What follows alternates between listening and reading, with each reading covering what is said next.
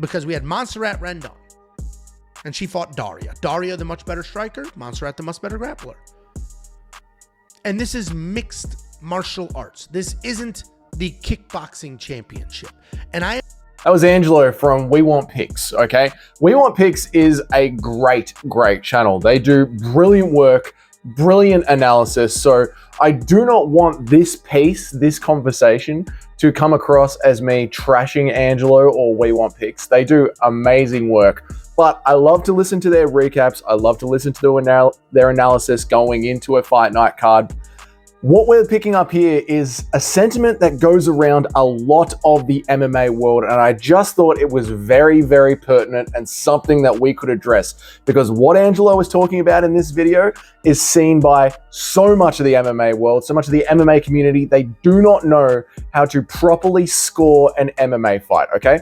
And it's because of the bias that people in the US, the American MMA community, have towards wrestling. Okay, they go to high school, they go to college. There are so many wrestling fans in our world of MMA that they grow up with it and think it is one of the most dominant parts of the sport. And it is a phenomenal base to have for the sport.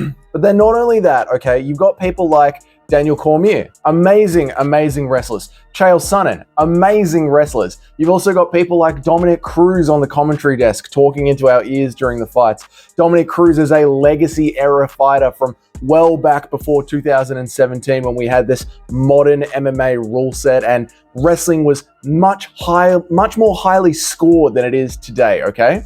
And what we're going to talk about in this video is not my opinion, okay? It's not me just trashing wrestling. It's just that these are the rules that are written in the world of modern MMA. These are current year rules that we have got, the updated rule set as of 2017.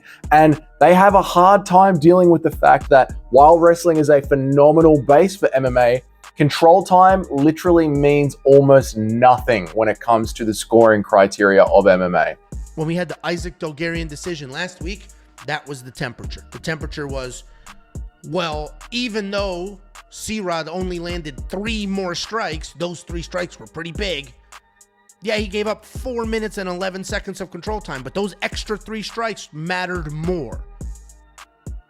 And I'm worried as an MMA fan and as a wrestler, so I do favor wrestling, I'm worried that this is turning into the kickboxing championships. That is the way that it's written, actually. Yeah, and when you actually go to the rules, and anyone can do it, go to the rules and read the rules. Angelo doesn't like it.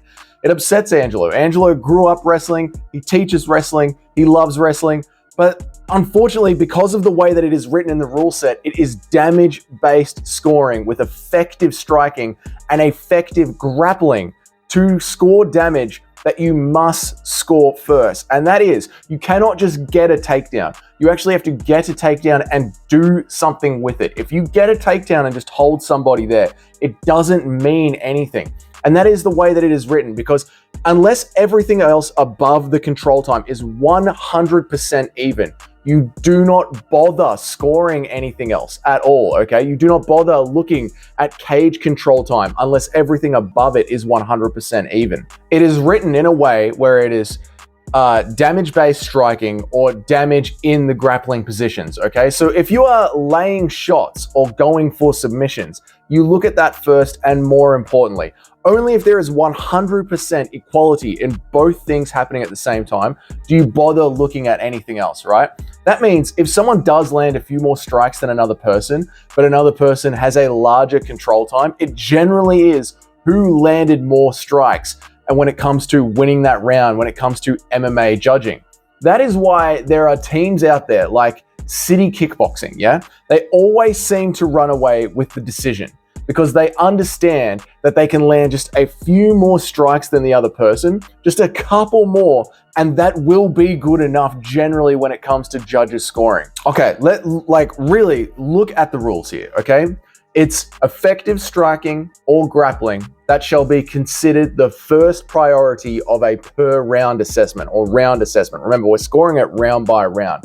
Effective aggressiveness is considered plan B and should not be considered unless the judge does not see any advantages at all in the effective striking or grappling, okay? And then cage control goes to plan C.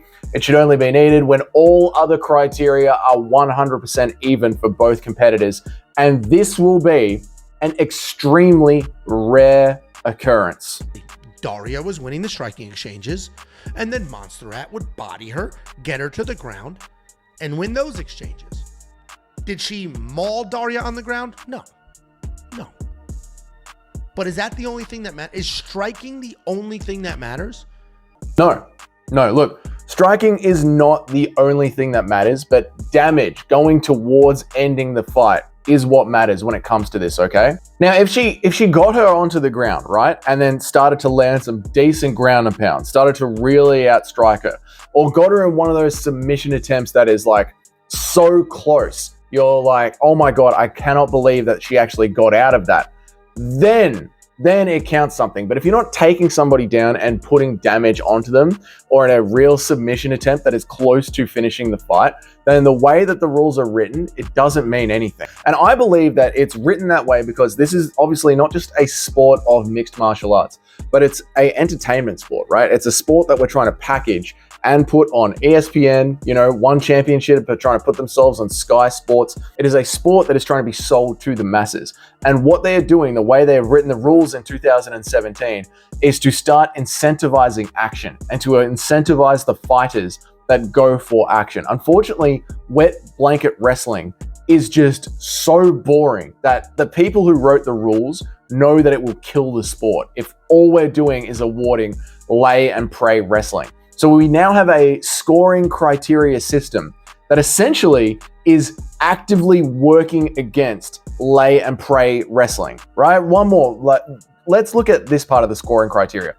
Legal blows that have a cumulative impact with the potential to contribute towards the end of the match, with the immediate weighing in more heavily than the cumulative impact, okay?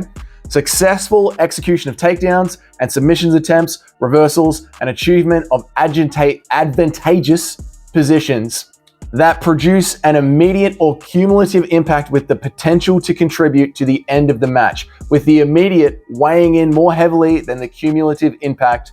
And then they write in the rules, it shall be noted that a successful takedown is not just a changing of position, right? That is not just taking somebody down, but it is the establishment of an attack from the use of the takedown.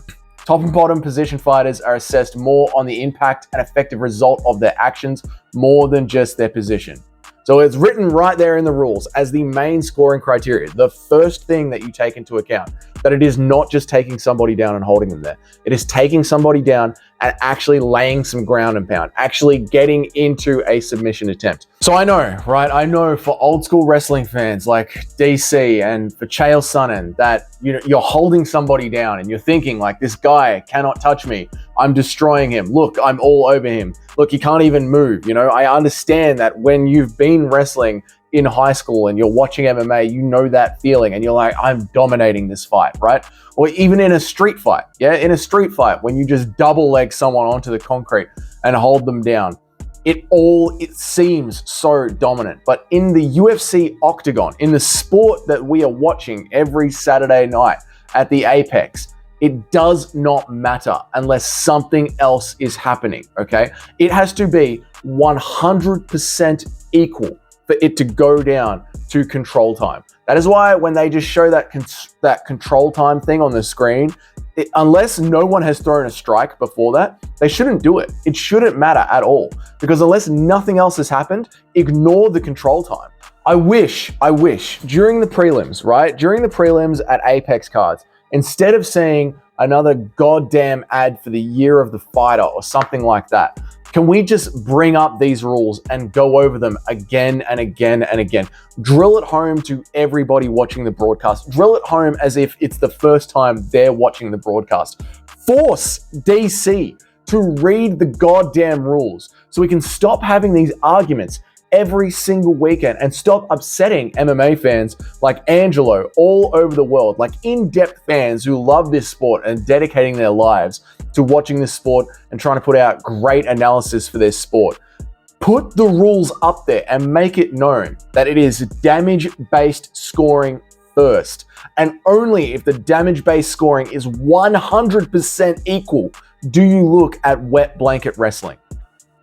So hopefully now that we have gone over this one more time, when Merab Dvalishvili fights Sean O'Malley, and Sean O'Malley lands 3 good strikes at the start of round 3 or round 4, and then Merab just pushes him up against the cage, and it's that cage side grappling, right? And Merab is rubbing his head and his neck into the chest of Sean O'Malley, and Sean's working on the underhooks, and Merab is looking for the hip position and the leg position, and they seem to be rolling around on the side of the cage, right? When that goes on for 4.5 minutes, but Sean O'Malley has landed 2 or 3 clean strikes before that grappling exchange happens, do not cry and be upset when that round gets given to Sean O'Malley, okay?